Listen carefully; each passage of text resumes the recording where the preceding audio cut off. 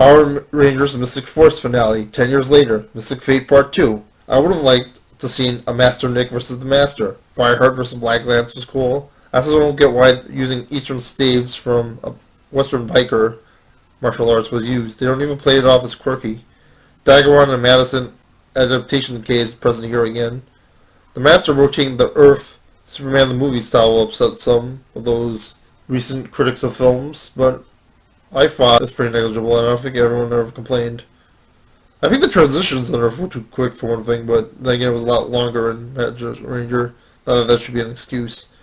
Also, by the time Power Rangers knew there was an anniversary coming during the season, a cameo by Mighty Morphin the Save Rito would have been big. Adam Park, Johnny Young Bosch. Ratings for OO were big anyway, so whatever. I mean, all that money they spent on Dark Wishka went there. Madison saves the day, and I think even having her save the day and then would have been cool, tying her into the Power Rangers Mystic Force mythos and Nick's storyline quite well. A big payoff for something that was neglected in the show. But then again, I'd probably still complain for them not doing it before. Red Ranger calls it quits. How exactly would quitting him help out anything? He sort of has no choice but to save the world anyway, how things are going. Was he going to do just let the world die? Like, I'm discouraged. I'm on the family show. I can't do it.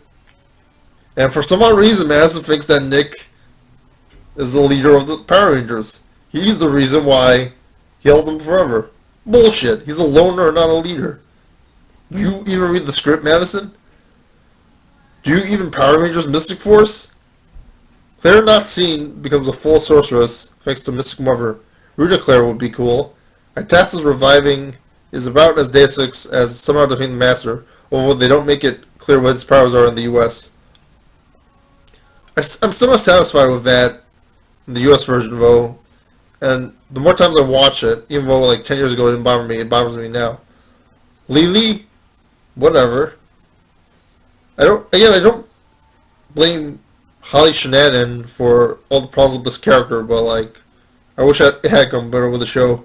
I think she just had bad luck with people liked her, but like they couldn't write good characters for her, unfortunately. I don't think it was her fault. I don't know if I like the idea of Nikolai having a human appearance. It's sort of a Monster of the Wind series, but sort of Disneyized. They don't come off as very good, or a good reason. There's a bit of a countdown to destruction in the end, even if I don't believe in it. I want you to come back for me, Madison says to Nick. The Nick blanket. Pretty good way to close out the show. Nick rides off on bikes with the families. Is that the ending we wanted? Well, Madison and the others, it would have been better. And 10 years later, we haven't had anything like a 10 years later Mystic Force thing like Super Sentai has had with their shows. It's quite unfortunate. I wish some stuff was done better. The finale was not as good as I was hoping. And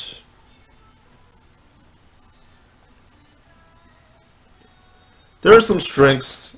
There are some so-so things, but overall the show is better than I remembered. This finale is not one of those positives, though. Madison and Nick.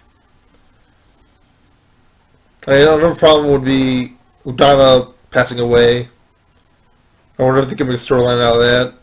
Or that's sort of like a Power Rangers WWE storyline, which everyone in the McMahons would hate.